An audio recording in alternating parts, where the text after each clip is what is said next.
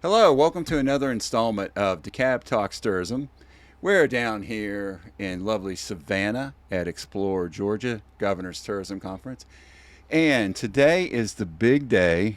I just found out actually that the announcement came out that you are now the official president of Georgia Hotel Lodging Association, Chris Hardman. Well, James, thank you so much. And man, I got to say, James Tismanakis and this Discover the Cab team, they do a phenomenal job because this just announced 2 hours ago. Hey, we like to And be it's the quick. first interview I get to get. So, no, it's a pleasure to have that announcement come out.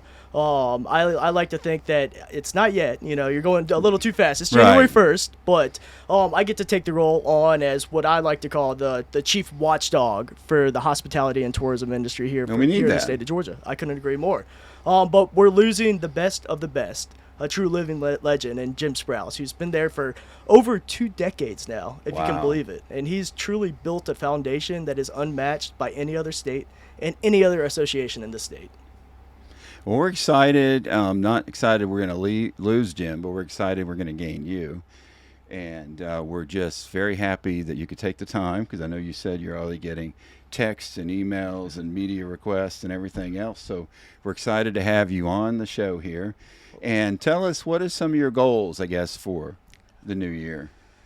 Well, for the new year, we're going to continue on the success that we've already built.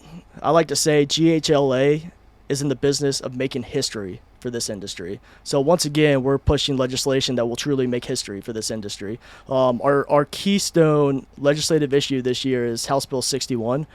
That's the legislation to address one of the more dangerous issues our hotels have seen in decades. It's to address the squatters, those illegal hotel guests that are staying without paying, refusing to leave, and creating this unruly environment. If you can believe it, currently in Georgia law, there is no way for a law enforcement officer to remove that individual who refuses to pay and refuses to leave if that individual, that illegal hotel guest, claims tenant status. So this legislation, carried by our good friend and great asset to the tourism industry, Representative Devin Seaball and Sean Still in the Senate, this legislation would address those issues, make the strongest squatters reform legislation in the nation, and truly, at its simplest terms, just make it a duty of law enforcement to remove unruly, unlawful, illegal hotel guests that refuse to pay and refuse to leave. Man, I didn't realize that they could just stay. I mean, it's amazing you can stay somewhere without paying. I mean, that's our system is we pay for what you can stay at. Oh, I know. And it seems like we should have had this law a long time ago. Oh, we should have. We should have. And to tell you the truth, I always thought we did. Everyone already thought we did. In current statute, if you are not paying at a hotel, you're staying there illegally without somebody knowing at the front desk, or without the general manager knowing, or the hotel owner knowing. Therefore, you are a trespasser. You are breaching your contractual agreement of your checkout date. It is theft of services. So there are the mechanisms that you and I would think common sense would say that law enforcement would be removing them. Definitely. But there's this loophole that these smart individuals, these smart criminals, have learned that they can use tenant status to claim residency at a hotel, even if they just stay one night, if you can believe it. This isn't happening in every community in Georgia, but over the past, I'd say, 4 or 5 years, it's become truly cumbersome. I could probably name 11, 12, 13, 14 localities where we've seen this issue just skyrocket.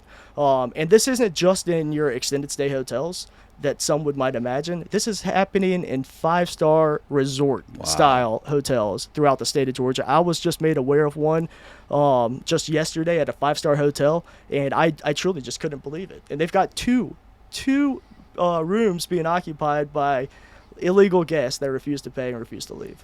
You know, staying in a 5-star hotel, you'd think would be virtually impossible to do that. You would think so, but yeah, as soon as they claim tenant status, it puts the police officer who was called in an awkward position, because they're afraid that that police department might get sued by this individual, the smart individual who knows that they can claim tenant status. And once they do that, it'll take 12 to 15 months to get through the eviction process. Go to the eviction court before you can actually remove this individual. Totally amazing. Oh, yeah. So tell me, is there a lot of hotels that one of the things that drives me crazy is what I call apartment hotels? Not the ones who are true apartments, but literally where you're renting rooms for years and people are moving businesses inside of a hotel. And after 30 days, they're no longer paying any of the lodgings tax or any other taxes and fees. There are a lot of those in Georgia?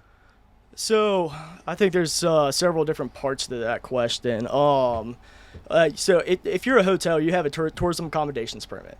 You're collecting and remitting the hotel motel tax, the $5 fee. Right. You're operating it as a hotel. An apartment's different. You have a completely separate lease agreement. You have a completely set of standards that you must comply with as it relates to safety and security. Because we're in the business of keeping our guests safe, but just as importantly, our team members safe. And it should never be the duty of a front desk agent to go and remove an unruly guest.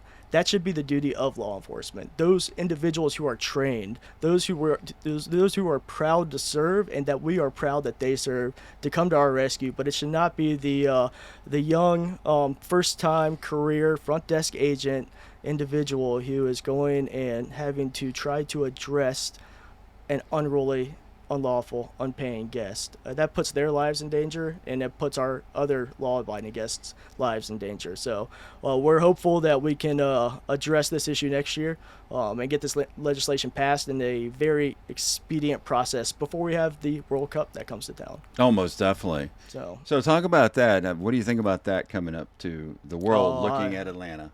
Well, I am excited. James, but we have an opportunity there. And I will say, just in line with our Keystone legislation that we've already dropped this past legislative session, in line with that is the true need to invest in this industry. The tourism industry is the largest economic driver in the state of Georgia, right there in line with agribusiness. The second largest private sector employer, and I believe, in about 20 hours, the new data is going to be coming out. I can say for just about certain that it is going to generate above $80 billion in economic impact for our state. Yet we are the lowest funded state when it comes to tourism marketing. Yeah. We have to address that issue. Right now, you have cities in every other state that are investing more in their tourism industry than we are as a state in our tourism industry. We should be investing at least $50 million into this industry. Right now, we have an opportunity to take advantage of a tax that is already in place. It's the $5 per room per night hotel fee, which is actually a tax. We have a bucket of money that is budgeted for $150 million a year that is actually generating $220 to $240 million a year. So that's a $80 to $100 million surplus. There's a bucket of cash there that can go back into the tourism industry to refuel our economy and bring this industry back to life. And most importantly, ensure that the individuals, the international travelers, the domestic travelers that are coming into our state for the FIFA World Cup that we expect to be the size of 8 Super Bowls, that we can bring them back in 2027. That's where that money needs to go, and we are going to do our very best as an industry to make sure that our voice is loud and clear, that we are hungry for investment into the state's largest economic driver. And you have a committee going around the state looking at this. There is. Just yesterday morning was the second committee meeting for the Senate Study Committee on making Georgia the #1 state for tourism. It is led by our good friend, Chairman Drew Eccles, who is also one of the governor's floor leaders, who is in the tourism industry. In a sense, he is the owner of J. Moore Farm, so he understands the industry. But we have leaders on that committee that are both in agribusiness, like Russ Goodman, and the hospitality industry, like Senator Sonia Halpern. We have true tourism champions on that committee that are starting to learn and are starting to be aware of just how essential it is to be able to invest and reap the benefits of investing to the tourism industry here in Georgia. Well, we are very excited about that. Anything we can do as a CVB, we would love to be a part and help. It's most important that not just you, but your stakeholders, Right. your friends, your colleagues, your local elected officials. And it's important that their voice is loud and clear, and it's heard in the 2026 Georgia General Assembly, around the halls under the Capitol. It's heard. Our General Assembly members need to hear just how important tourism is to their local community and how much we truly do rely on this industry, because without it, we'd be lost as a state. Well, I believe they're coming to Atlanta later on this year. They are. Their first meeting was in Gainesville, Georgia last month. This meeting in Savannah, in the great city of Savannah, a tourism destination. Next month we'll be in Valdosta, and then we finish it up at Echo Park Speedway in Atlanta. And Okay. hopefully at the end of that committee, they will come out with a policy recommendation that states this industry needs more money, this industry needs more funding, and we have an opportunity to use the $5 fee to address that concern of this industry. Well, especially when the industry's already generating the money, and you have the money sitting there. And it's the money sitting there, to your point, and there's two parts to that. So we have a pocket, we have a surplus that could go to tourism. It's a regulatory fee that's being collected on the backs of hotels. It's a regulatory fee that should be going to the regulatory activity in which it was collected, thus being the tourism industry. There's that. The second part to that is currently Georgia has the highest total taxes on hotels than any other state in the nation. There was a study that was commissioned, a nonpartisan study that was commissioned that studied every single state, and they picked 5 communities from each state randomly. All 5 of those communities, or those cities, were the top 5 cities in the nation with the highest total taxes on hotels, all of them exceeding 25% in taxes when you go and stay at a Georgia hotel. Wow. So those are some of the biggest issues that our industry has faced in a long time, between the safety and security and trying to address the squatter issue with House Bill 61 and ensuring that our industry is funded in the amount that we generate for this great state of Georgia. Well, Chris, you have a lot ahead of you. We're behind you. We're going to support you. We are so excited that you're going to be taking the reins in January. And Jim, he's been a phenomenal person, so you have a great legacy to continue on with. Jimbo is a phenomenal person, a true living legend, and he is going to be celebrated between now and the end of the year and into next year. It is I'm going to give be... him the big head now. Oh no, he needs a little nourishment. He deserves it. I mean, the guy has truly built a foundation. We are the strongest industry in the state, strongest association in the state. We truly believe that we can be unmatched, but we've made history every year. Jim has made history every year, and he should be celebrated for that. And we're looking forward to making sure that he goes on the retirement tour that he deserves for the 2 decades of service that he's put into this industry. Well, Chris, James, we're so excited you came on. my man. Jim, wish you were here. We could have had you on at the same time. Exactly. We're going to have to make that happen. We do. Oh, yeah. Because Maybe you know that how much I going love away DeKalb. thing, you know. Any excuse to go to DeKalb, I'm there. We have to get you in our studio now. Since Yeah, you're exactly. on the podcast. Let's do it. We'll make it happen. You do know this is the first podcast in any CVB, DMO, whatever you want to call us, in the nation. Oh, wow. Really? Yes. That's incredible. So we're excited about that. So what are you doing?